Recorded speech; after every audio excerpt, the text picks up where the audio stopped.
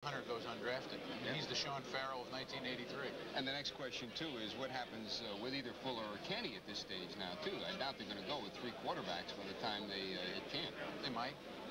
I would think it makes more sense to trade one. I don't think the formula works, having 3 young quarterbacks or even 2 young quarterbacks the same age, close to same ability. That's never worked, and it's created problems. I think they'd be better off getting an old guy to play back if they want 3 and trading one for good value. Philadelphia Eagles up next. New coach, Marion Campbell. New player personnel people because Peterson has gone to the USFL. This is a critical draft for them. It really is. And they have the high pick because of their bad season last year. Everyone expects them to take James Jones. That's Hunter's there. Hunter's there. Hunter is there. Bruce Matthews is there.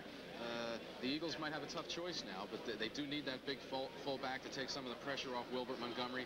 And Jones really is the logical pick. Yeah, but the card is on the way now. I think you can get big backs later down, 2nd or 3rd round, but a Hunter won't be available.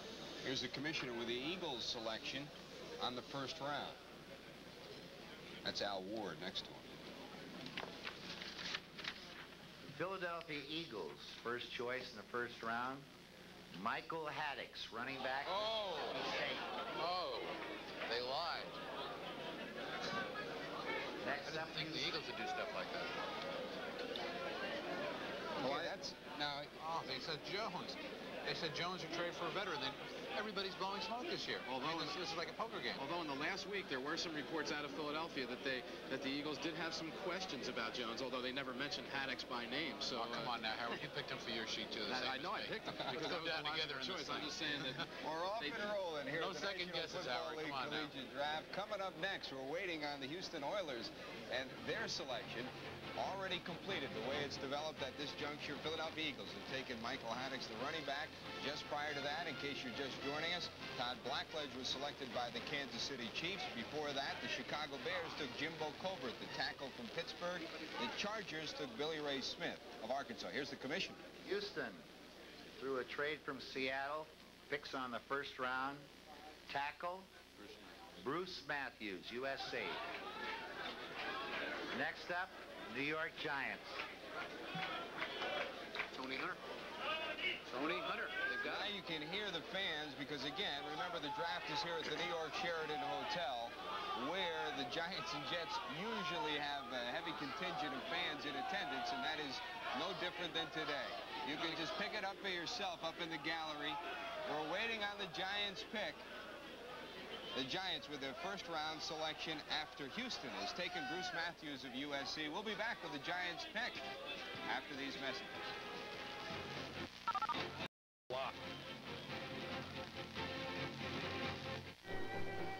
New York Football Giants, they will be picking 10th overall. I do not think they thought that Tony Hunter, the tight end out of Notre Dame, would still be available. And we're going to put that question among others right now to Dave Jennings, standing by with our Leandra Riley at Lord Jim's in Hawthorne, New Jersey. A lot of football folks gathered to watch the draft. Now I am sitting next to one of the New York Giants. His name is Dave Jennings, and you never really were drafted. You signed on as a free agent with Houston and then ended up with the Giants a little bit later. But, Dave, we're going to talk about the Giants selection. They're coming up now. What do the Giants need? Are they going to go after a tight end? Well, that's one of the choices. I also think that the Giants wanted a tackle on the 1st round, but the 3 tackles are gone already. So it looks like could be Tony Hunter, the tight end, or there's a safety out of Clemson, Terry Kennard, who's another highly rated ball player. So we'll have to wait and see. I know all the people in New York at the draft are probably shouting Hunter right now, so I know we have a couple of Notre Dame people right here, so let's go with Tony Hunter. All right, straight from Dave Jennings, he said it. Tony Hunter will be next for the New York Giants. Let's see how true he is. Let's go back to New York and George Grant. Okay, thanks, Leandra. Give our best to David. One of the best in the National Football League. There's Tom Power on the right as the Giants are getting ready to make their selection. The Giants always with a big contingent of people here at the draft. Ed Kroke usually around, Victor Gershio, Charlie Petrano, and company. Tommy's got the phone to his ear right now with the Giant headquarters in East Rutherford, New Jersey, across the river as they await their opening selection. When we talk about what's transpiring with the Giants, you got to look back in their history a bit to decide exactly where they have come and where they are going. With George Young and company taking charge just a couple of years ago, Dave Sullivan has a wrap-up on their draft history. The Giants had an off-season coaching change. Ray Perkins has gone to Alabama, and the new coach of the Giants now is Bill Parcells, as the Giants go into this draft with the number 10 pick coming up. The Giants have done well in the draft. In fact, in the last 4 years, this team has added a total of 9 drafted starters, including 3 first-rounders, Mark Haynes, Lawrence Taylor, and Butch Woolfolk, and only injuries have prevented Phil Simms from earning a similar starting spot. Woolfolk, Joe Morris, and Rob Carpenter give the Giants potentially their best backfield since the 1956 championship squad that featured Triplett, Webster, and Gifford. Rick Humphrey was a 5th-round find at center, and a free agent, Bruce Kimball, earned a starting offensive tackle berth only to break his leg during the regular season. The Giants were also pleased with the showing of another free agent, wide receiver Floyd Eddings. Now, the Giants continue to have problems, though, finding a quality tight end. Tom Mulledy, picked up in 1979 after being cut by Buffalo, remains the starter in place of a second-round disappointment, Dave Young, the All-American who played along with Mark Herman at Purdue back in '81. He was waived. Now, 3 other former Giants are starting at tight end around the league. Emory Moorhead with the Bears, Al Dixon with the Chiefs, and Todd Christensen with the Raiders. Alvin Garrett became the 2nd former Giant to earn a Super Bowl ring in the last 3 years, the other being Raider defensive back Otis McKinney. Now that the New York Giants have a potentially superior collection of runners led by Woolfolk and Carpenter, the team will go into the draft and would like to add a first-class bookend type offensive tackle to power the ground game and protect the passer. Thank you very much, David. We're waiting on the Giants pick. Tom Power still with the phone to his ears. They're waiting for the word from East Rutherford, New Jersey. What's our speculation here, gentlemen? I don't know. I'm amazed that the gallery is so quiet. It's like it's either the early hour, you know, they had to be here at about 6:30, 7 o'clock that numbed them, or they're just as confused as we are about how this draft would go. But they're really, you know, in the old days, they'd be up there yelling, and they had Hunter signs and screaming and jumping off the rafters, but they're just sitting there like they're in shock. I think it's a bit of a testimony, and we've been here for many years, not only as our coverage with ESPN, but before that, following the Giants and the Jets and how they've reacted here, their fans. It's an indication that they maybe believe in the direction they're going in. George Young and the way he's turned things around, and of course the Jets as well with the way they've turned things around as well. Of course, in the beginning, the fans were chanting a little Tony, Tony. But the Giants also like, from what I understand, Terry Kennard, the safety from Clemson, and Mike Pitts, a defensive end from Alabama. Remember, the Giants just traded Gary Jeter a couple of weeks ago to the Rams, so that might be a surprise possibility for the Giants there on this pick. And they might, as we said earlier, projecting Hunter, he could be the Kellen Winslow of this draft, and he's going to be a heck of a bargain for the team that finally does wind up with him. Well, I think he has been that already. We projected him as, some of us projected him 4th or 5th pick, and now here it is number 10, and we still don't know where he's going. Well, originally I projected him in the Sporting News as 12th to Buffalo, so that might be wrong, but we'll just have to wait and see. When you look around the National Football League and evaluate some of the personnel people, you see a lot of Miami folks around, and one of those is George Young, the man who's heading up the show for the New York Giants now. This is the way he evaluates their situation. We feel that we need an offensive lineman right now, a little more depth in the offensive line. We need a safety or another corner, because the corner can also play safety. I think we need a little bit of depth in that situation. An inside linebacker we're concerned about only because of the age that we have in that position, and a tight end. I would say they are the areas of concern for us. George Young, as we wait on the Giants selection, 6 minutes and change, as we wait for the word from East Rutherford, New Jersey. We should mention, too, Tommy Boyster, the top scout who has put together the packages along with Young the last couple of years. They've done a good job personnel-wise, since, as you pointed out, since Young came in. They've got the continuity now.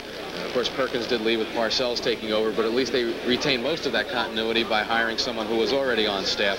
So whatever the Giants do, you know it's been researched, and they think this is going to be a player who's going to step in and play right away for them. Yeah. A few years ago, everyone said, well, they don't really need Lawrence Taylor. They don't really need a linebacker. But he was the best player there in their mind, and certainly Lawrence Taylor has proved himself. We're waiting on the New York Giants selection in this National Football League collegiate draft. Already selected so far in this draft have been 3 running backs.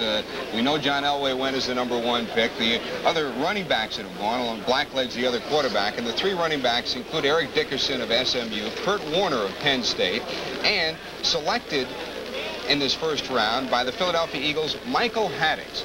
And he's on the line with us back at our ESPN studios. Let's go back to Bob Lee. Thank you, George. Michael Haddix is on the telephone live. Michael, we must ask you, since Philadelphia had been throwing around the name of James Jones, were you surprised to hear yourself selected as a member of the Eagles this morning?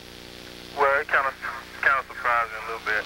I went to camp a couple of weeks ago, and they was talking about, me real heavy, so I didn't really know, but I feel like they was leaning toward James a lot. Michael, do you feel that the fact you played the wishbone, where you're an integral part of the offense rather than just a running back, was a factor in the selection?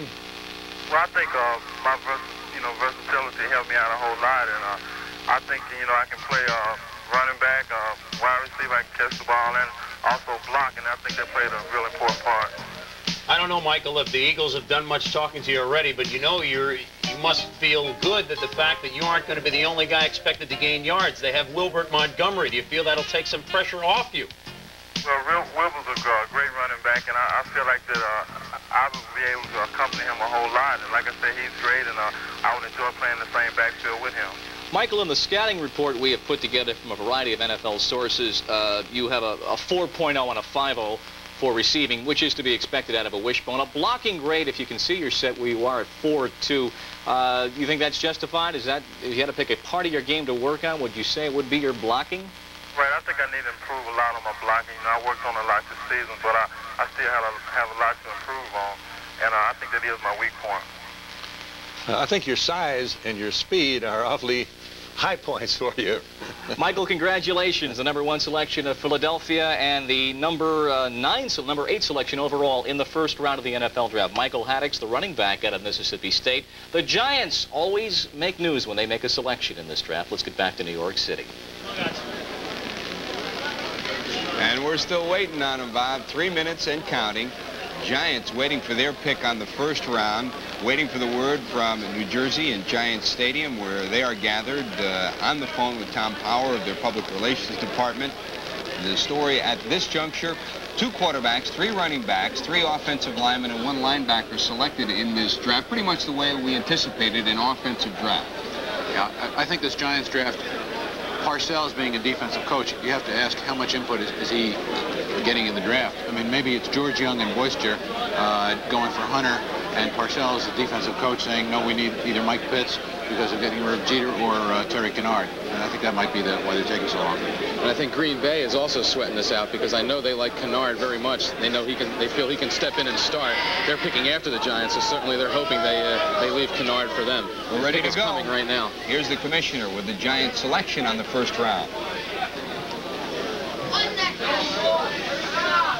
The New York Giants first round selection. Defensive back, Terry Kennard of Clemson. Next up, Green Bay to trade with New Orleans. Okay, so the Giants have selected Terry Kennard, the defensive back from Clemson, the first defensive back taken, only the second defensive player taken so far in this National Football League draft. And gentlemen, that you can't say is a real surprise. Just about everybody who talked to the Giants got that same word. Bill Parcells said before the draft, mentioned 3 offensive linemen, and if they're gone, he mentioned Kennard, followed by Pitts. But the name of Hunter wasn't mentioned because they assumed that he'd be gone, and I thought that would be the thing that might change it. But obviously, the coach got what he wanted.